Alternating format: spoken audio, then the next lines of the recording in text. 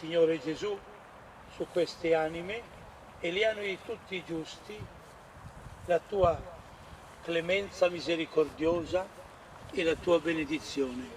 E sii tu, Signore, nei nostri cuori, perché abbiamo ad imitare queste icone e guardarle per essere anche noi uomini e donne giuste nel nostro tempo. 3 nuovi alberi nel Giardino dei Giusti del Mondo di Padova in memoria di Beatrice Rohner per il genocidio armeno, Filiberto Ambrosini e Monsignor Antonio Santin, che fu vescovo di Trieste per il genocidio ebraico.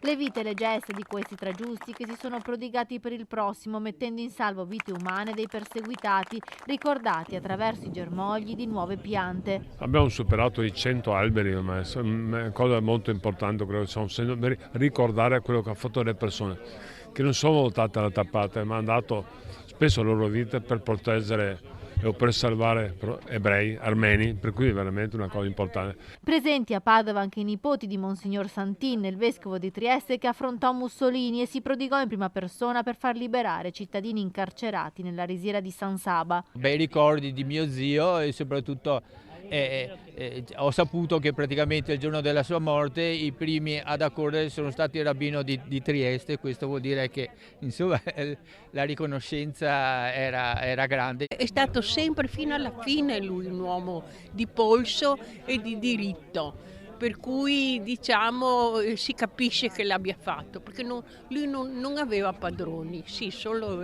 Dio. Piantare un albero sottolinea l'idea di salvezza che i giusti con le loro gesta hanno donato ai perseguitati, consentendo loro di poter vivere e testimoniare il bene ricevuto davanti alle nuove generazioni, come ha spiegato il professor Giuliano Pisani del comitato scientifico che seleziona i giusti da inserire nel giardino di Padova. I nostri ragazzi hanno bisogno soprattutto di esempi, di persone che hanno saputo dare nel corso della loro vita prova di essere persone attente alla responsabilità di aiutare chi soffre.